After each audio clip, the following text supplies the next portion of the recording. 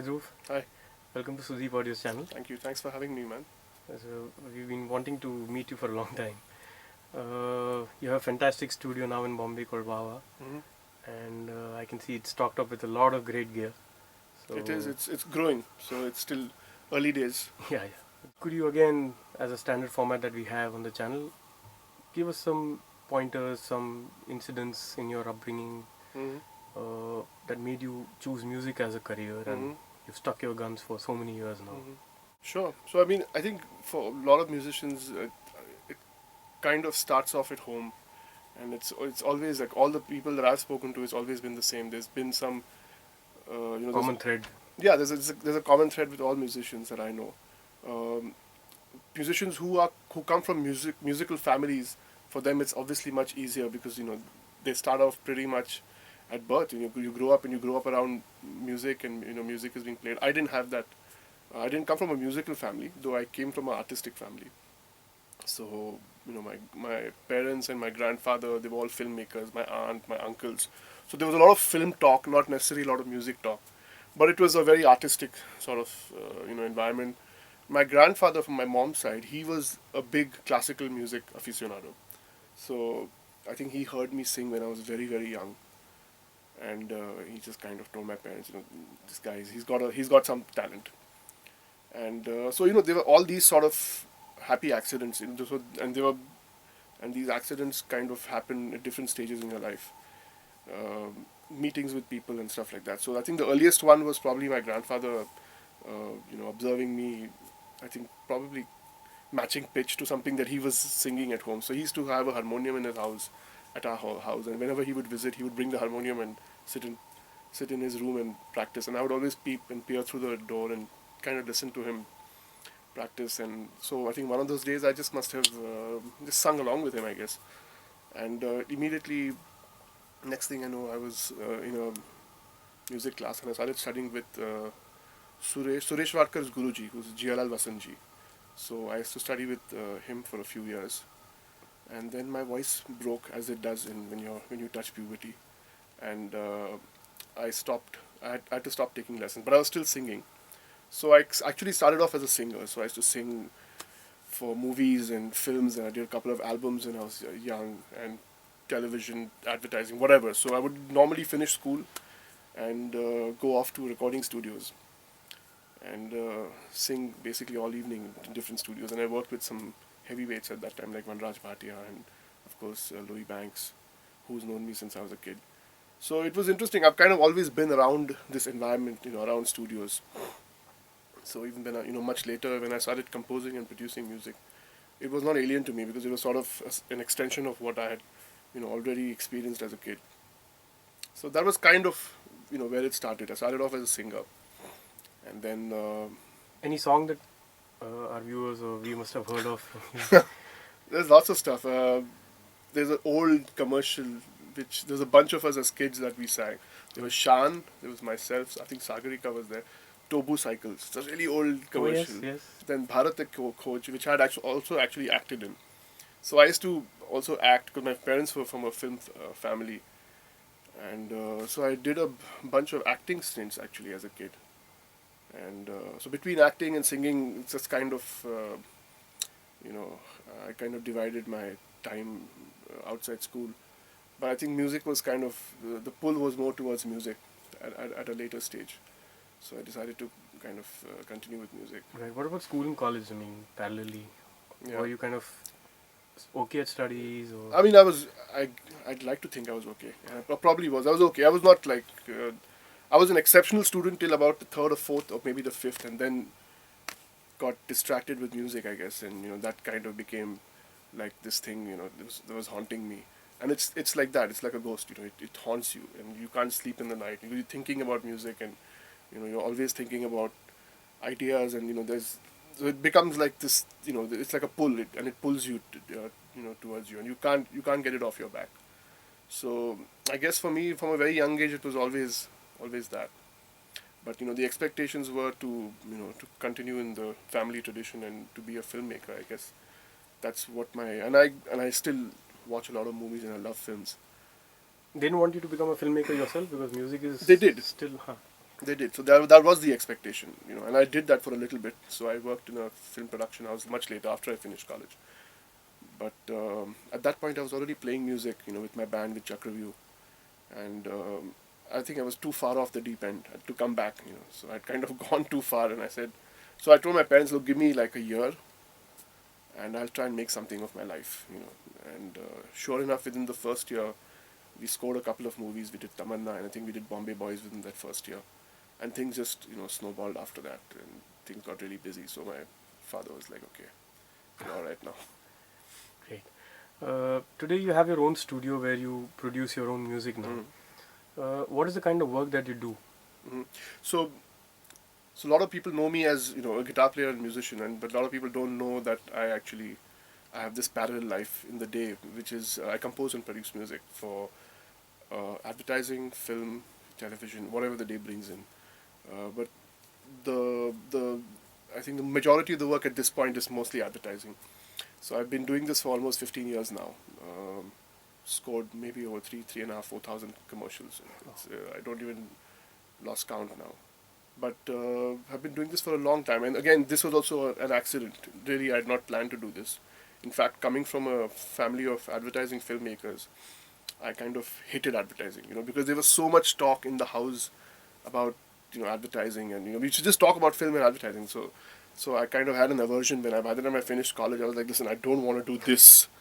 And it was an accident again. I finished college and I went off to Pune to study music. And I was there, and I came back because I had met Ashu at a television talk show. They were interviewing rock bands. And there was my band, Chakraview, and there was his band. And we had met backstage, and he said, come over to my studio, blah, blah. So we went and recorded some demos in his studio. And a year later, when I was in Pune, so I thought I'll just take those tapes, mix them, and maybe send them as demos because I wanted to go and study music in the US. So I came back, and Ashu and I got chatting, and he said, why don't you come and just hang out and play some? So I said, listen, man. And I was like a real snob at that point. I wanted to study music. I said, listen, I'll play, but I don't want to do this advertising stuff, and that's not what I want to do.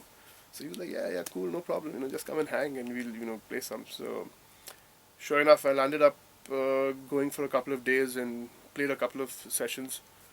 Basically played guitar on a couple of sessions, and got my first check and tasted blood after that. So there was no going back after that. Yeah. And I said, this is cool. So maybe this is a way for me to make some money on the side so I can support my education. And so I literally got into this just to collect some money so that I could go and study music. So I said, okay, maybe this is a good way to do it, because I can, if I work like this for a year, maybe I can pay for my education. I don't have to take a loan and all that stuff. And sure enough, that's exactly what happened. So I worked, slogged my ass off for a year and a half, applied to MI, and after about a year, went off to study.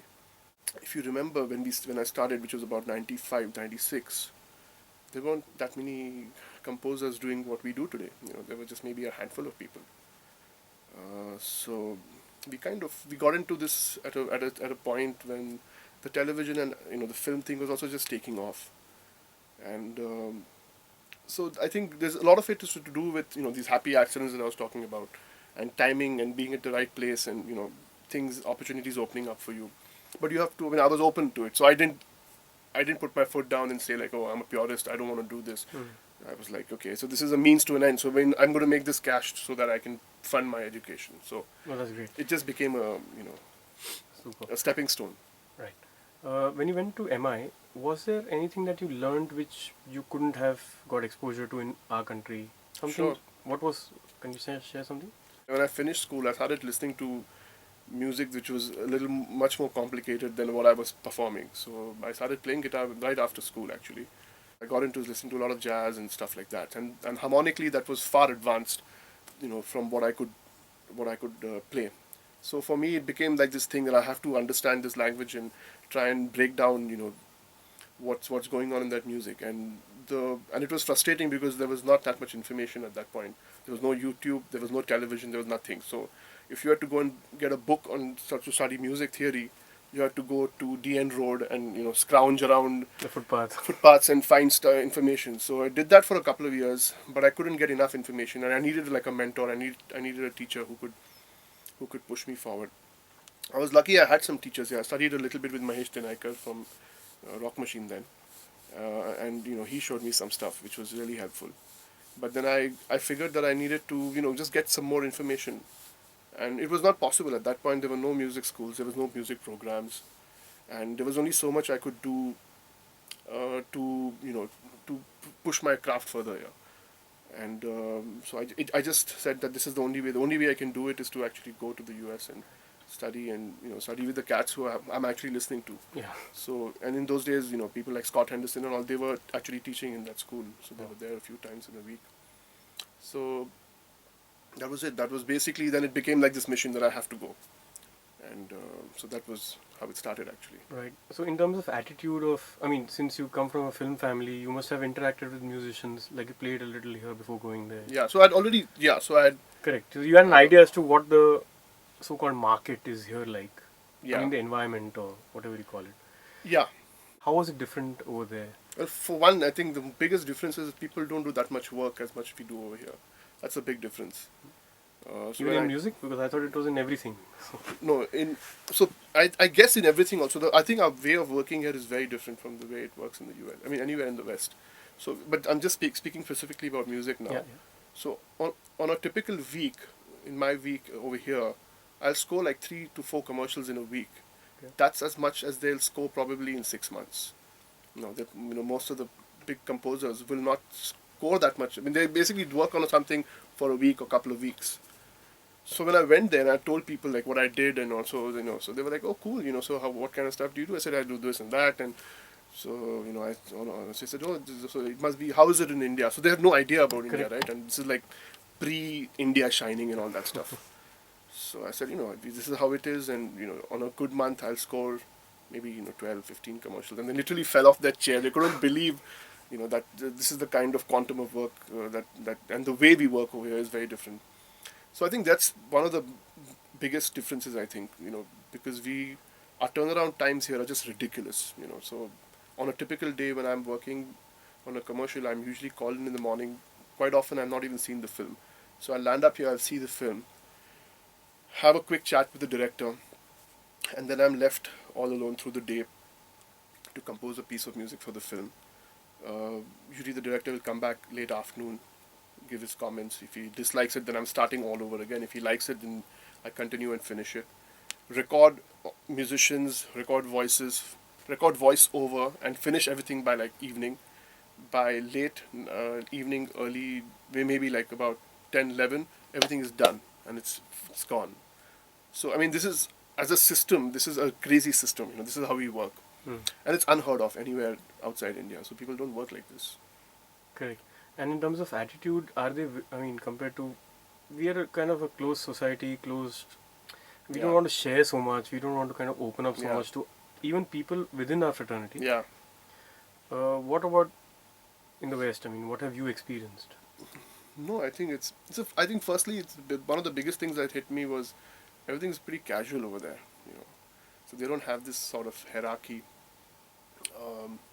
The way we, hold teachers with so much of reverence. Yeah. That's not there that much. It's pretty casual. Okay. So, I mean, of course, you respect people who've done a lot of stuff, but kids over there, they're a little more relaxed and laid back. Okay. I think that's one big difference. In terms of information and knowledge, I don't see that much of a difference in attitude, because we have great teachers here too, and but they are mostly I'm talking about Western Indian classical musicians. Right. So we have it's like a ocean of knowledge over here. So it's not that we don't have people here. I think it's the difference is that kids today want to learn stuff which is outside Indian classical music. Correct. Of course, So that's what it is. That's the big difference. But that information and that knowledge is already here. We're sitting on an ocean of information. That's true. So when you came back from there, did you kind of take time to adjust in the environment here? Because I'm sure it's different, like you just said.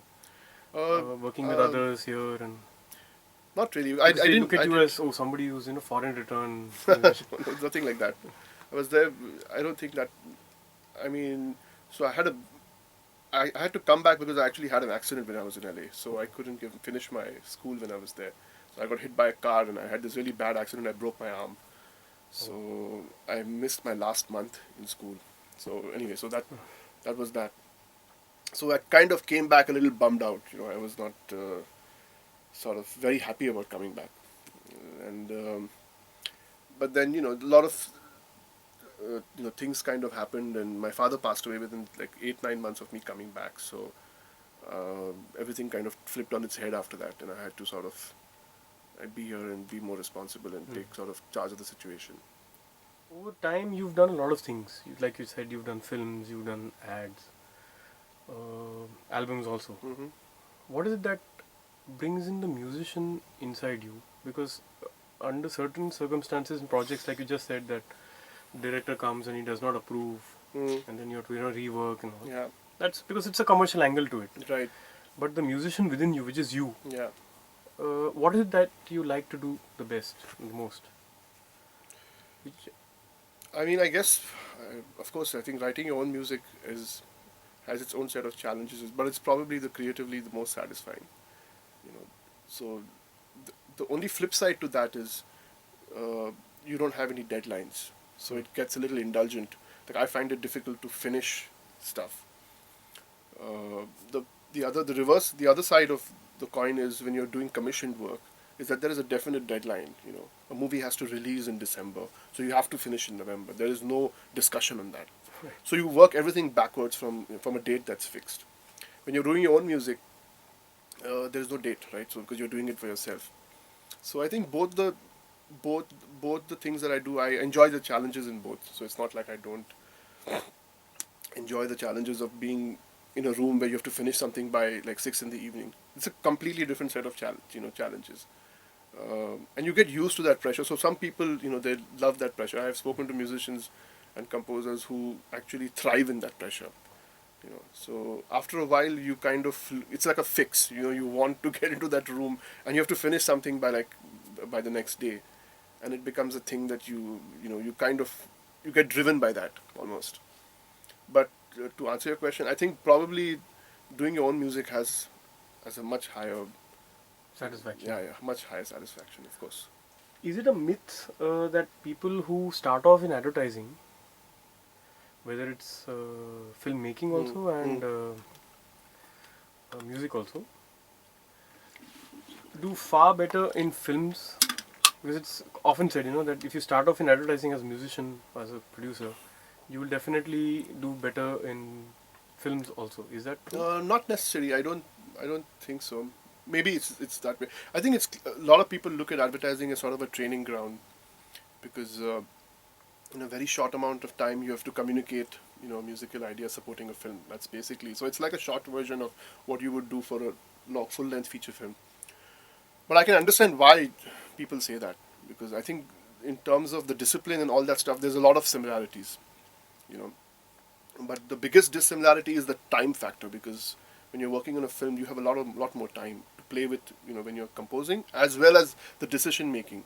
So you can write a few songs, and people can mull over it for a few weeks, sometimes a couple of months, come back to you and say, okay, we didn't like this, or let's work on this a little more. You don't have that luxury when you're doing advertising work. So I think time is one of the biggest dividers between these two types of work. Correct. And but most people who kind of survive in this pressure thing find it much more easier to survive in doing films. Okay. Bollywood has kind of permeated the entire country, in at least the west and north and east, not so much in south. They have their own music and language and stuff. What is the scene like according to you? Because you were a part of that also. Yeah. No, I think there's definitely so there has been a huge burst in the last 6 to 7 years. There's a lot more talented young musicians coming up now than they were like 6, 7 years back. You can attribute this to, I think, multiple things. We started Blue Frog 6, 7 years back. I think a lot of people attribute it to that and the exposure that place has given to a lot of musicians. Then NH7 and all the festivals that have started the last 6, 7 years. So there's definitely, the young people are much more exposed to music outside Bollywood music. Yes. So I think that is definitely one of the reasons why you're seeing a burst. Yeah. The burst itself is too nascent now to say anything about it. So I think it's unfair. I don't want to critique it. I don't want to say Mm-hmm. anything right that's good or bad. I think it's far too nascent. It's Correct. very young. It needs to be developed. So unfortunately, what we don't have in this country today is good A&R. The way A&R used to be in the West in the 60s and 70s when all those bands that we all love came up. And the job of the A&R was to actually develop this artist, and develop a culture in the record label so that the record label will have a sound of its own. We don't have that here. So most of the labels push out Bollywood music because it's easy for them to do that. Correct. And the label business as a business has failed really all worldwide. So that's not going to happen. So basically, all the artists are left to their own devices. So if I'm an artist today and if I'm a band, I'm starting out, I have to learn to compose, write my own music, publish my own music, market my own music, make my own videos, make friends with people who will distribute that. So you're basically a DIY musician. And I think that's really the big problem is actually there. Because not all musicians are capable of doing that. Yeah. So you have to tie up with then people who are good at that, and the problem is there aren't that many good people who are able to successfully manage music outside film. Correct. So because traditionally in India, I think music has always piggybacked on film. So that's how music has always been sold, and we don't know how. I think people have not figured out how to sell music outside if it's not attached to a film. That's basically a problem. So all the kids who are coming out of the scene eventually are looking at doing film music to support what they want to do, Right. which is kind of what I do in a way. No, but you 'Cause straddle both the worlds pretty well. I mean, you're not I like. try, I try, but it's difficult. It's really hard. So as a independent musician doing what I want to do, it's impossible to make a living doing that. It's very, very difficult. So how do these kind of bands or these, like you said, new kids of today? Because at the time you started, things were different, Yeah, very different. Now, because we did have albums that time, cassettes, and yeah. today's times, if there is a band which wants to come up with stuff, they Hmm. do have the internet to, I mean, kind of like you said, uh, talk Yeah, about but yeah, themselves. but those avenues are not monetized enough to have a sustained stream of income for any of those artists. That's not happened yet. There is a promise that that's going to happen. Eventually, you will get whatever a million hits, and then you divide it however that structure works. You will make money off that, but that's not happening immediately. We don't have enough venues. We don't have enough of schools. There are a few schools now that have started, but it's a culture that needs to be created from the ground up. So that's why I said it's too nascent. Right. Blue Frog But is do you see one that venue. happening, or as a musician, do you see that happening, It or will happen. It will take time. So 7 years, 10 years is a very short window actually in this grand scheme of things. You need to judge something, in a far more longer period. I think I would say 15, 20 years, and then you can evaluate it. The big problem is that you're fighting a giant, which is Bollywood music, for space. So everything is eventually compared to that, in terms of likability, in terms of whether if a song is a hit. So basically, you're called in to only write hit songs in Bollywood, right? correct? Uh, The and- last hit. Yeah, and you're only as good as your last hit. Yes. So that culture of delivering just hits is going to permeate into this other thing, because what is a hit? A hit is how many hits you get on YouTube, right? So if you get 1 million hits, Then then you're a good band, because good music is sort of becomes synonymous here with something artistic. People don't understand what is artistic. So if it's a hit song, then it must be a good song. So that is what the culture is here. So there's nothing in between that. So it's either that or it's nothing. So there needs to be enough of this nothing for it to override this other big hit asking machine. So that's going to take time. So that's not going to happen like in 5 years or 3 years. So I think that is the only problem is that how do you fight that? You can't fight it. You have to keep at it, and you have to keep hope at that there are a lot more artists and a lot more musicians doing creative and interesting things, kind of outside this box. True, very true. You just spoke about being artistic and understanding the musicality in a song rather than number of hits. Yeah. As a listener yourself, when you listen to any new song, whether it's from India or outside India, Yeah. what is it that you kind of your ears or your experiences tune towards whenever you listen to a new song? What is it that comes to your mind? How do you absorb it and then decide, yeah, for me this is a good song or it's a decent song, or how does that analysis happen in your mind? That's a tough question. Uh, I don't know. See, as a musician, you always try and analyze everything you listen to. That's the process. I mean, you can't get out of that. So the day you decide to be a musician, you stop being a tourist. So you don't listen to music the same way a non-musician will listen to. So you will always, when you hear something, you will sort of try and analyze. Okay, this is cool. This is not cool. But I think a good song is a powerful song enough where those defenses are broken. So you do, and it doesn't have to be in any language. It doesn't have to be in Hindi, or it doesn't have to be in Tamil. It doesn't have to be in Arabic. It can be in any language. And I think this is sort of uh, a, it's a pretty unanimous thing. You'll hear a good song, and it can be from any part of the world. It'll break those defenses down, and you'll only react to it on an emotional level. So when I listen to music, I only listen to it. If it can break that defense of mine, then it's. Any example that would make the viewers understand this a little better? Be a classic example, like the stuff like Roja when it came out, for example. Okay. It was very simple and beautiful music, but it touched people, on a far deeper level. So it was very cleverly crafted, for its time when it came out, but there was an emotional, thread which kind of broke through everything. And so I'm giving you this example because this is something that will sort of people will identify with. Correct. But And nothing of a part of the song or an instrument or a sound. I think it's or the always a mix. combination. I think it's always a combination of all those things. There can't be one particular thing that you can say that Well, for you. I'm saying. I'm not saying. so it depends from from the piece of music. But I think music is meant to do that. You're not supposed to say, okay, this mix was good. I mean, those are things that you will sit and analyze at a later point. But I think it always is an emotional thing, right? I mean, people react to something purely based on how they feel. So either it makes you feel good or it doesn't. There's no discussion. If it doesn't make you feel good, then you can discuss why, which is what I do here. So if somebody sits here and listens to what I've done, and if they don't like it, then there's a discussion on it. If they like it, there is no discussion. It's like, it's great. It's done. This is perfect. Correct. And you don't touch it. Correct. So I guess that's what it is. Yeah, great. Speaking of feelings, as a musician, today we have a lot of computers and software which we distribute in India ourselves.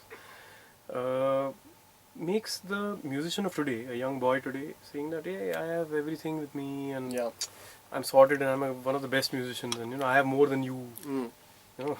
So with that kind of a young generation growing up, there are many times wrong messages that go across saying that you don't have to learn how to play an instrument. You can just directly start working on computers and become a music composer or a producer. Your views on that? Should one learn an instrument, master it, and then talk about feelings, or should he just kind of start off? I think at the end of the day, all these tools are meant to empower people. You can't fight it. So we have far more advanced tools today than we had 5 years back. 5 years back, we had stuff which was more advanced. People are not stupid. When somebody hears something, they're either going to like it or they're going to hate it. I think for anybody to be successful for a long period of time, you can't do it in shortcuts. So you can't bullshit your way through this For thing. a long time. Yeah, you can't do it. It's not possible. So to have longevity, you have to study music. You have to understand, how the mechanics of music works. What are the tricks? All those things, you have to go deep inside it. You have to go to the spiritual center of where, it all started. I mean, so there are no shortcuts to that. But the tools are just meant to bring people in. All of us came in through various ways. I wouldn't be a composer today if there was no MIDI, for example, because I'm not a pianist. I started off as a guitar player, but it was easy for me because of MIDI to be able to put my ideas down. A classical musician would have seen me and said, "Man, this guy is not really a composer." So there's always a step above everything. So I think the tools are meant to be there just as tools, but the tools are not going to make music for you. You have to do it yourself. So for that, to have a long career in music, you have to study music. You don't get a job in a law firm by not going to law school. They're not going to take you in. So I kind of use that analogy because it's kind of it's a necessary thing to do. Yes, just because you know how to argue doesn't make you a good lawyer. You need exactly. to, You need to understand how the mechanics work. So it's a I don't think there is nobody disputes today that you don't, whether you need to not learn or learn music. Composing is a completely different animal from learning music. Just because you've learned music doesn't mean that you will be a good composer. So that also works, huh? I mean, Yeah. that's also like a... So exactly. So there are many great classical musicians, but they're not all great classical. They're not all great composers. You know. So just because you're a phenomenal singer doesn't always necessarily mean that you'll be a great composer. So there's a difference there. Composing music, I think it's a strange thing actually. I think it involves a lot of things. It involves, of course, knowledge of various genres and all that stuff, but it also involves trickery and all those kind of things. You need to understand psychology of how certain things work, and especially in India, being a composer is actually, I think it's very challenging because we have a rich tradition of Indian music, which it's always called upon. People will always ask you to have some Indian influence in what you're doing, uh, and then but you don't want it to be purely Indian. People want it to sound modern and interesting as well. So you have to straddle both those worlds. So you have to understand. There are certain rags which will evoke certain emotions. So you have to have a knowledge of that, as well as understand how a certain harmony will work against a certain thing. So you have to have, I think, enough information on both the sides. Now, how deep you go on both those sides is what will be the difference between how long you will be successful or not. I mean, kind of makes sense. Yeah, very much, very much. That's a very, very, very good point you kind of raised. I'm sure a lot of viewers will be very happy to know this. Mm-hmm. What is going on these days, if you could know at your end? Well, I'm just finishing I've been finishing it for a while now, but I've been working on my new album the last 1 year. It's nearly done. I just got a few songs finished. What's it called? I haven't decided on a name yet. Name. Okay. So, but just interested and curious. How does this naming thing happen? You have tracks named Blue Sky, yeah, Green Water. Those kind of names that come for a track. How do you guys kind of come across naming your tracks and naming the song? I don't know. I guess. I mean, I'll go with what. I guess you go with what you feel at that moment about what the vibe is of all the pieces of music. Is the album title given first, or the individual tracks are named first? I guess you will name the individual tracks first. I mean, so. Well, there has to be a theme, no? Like in the sound, Sure. there is a kind of a uniformity of sorts. I mean, how does it work for you? I think I'll just go with a feeling that if all these things evoke a certain feeling within you, then you'll kind of go with that feeling and see what best sort of describes it, encapsulates the whole thing. Great. Super. So thank you so much again for spending time. My pleasure. Yeah. My And, pleasure. We look forward to listening to your album. I look forward to putting it out. Yeah. Thanks, bro. Great. Thanks.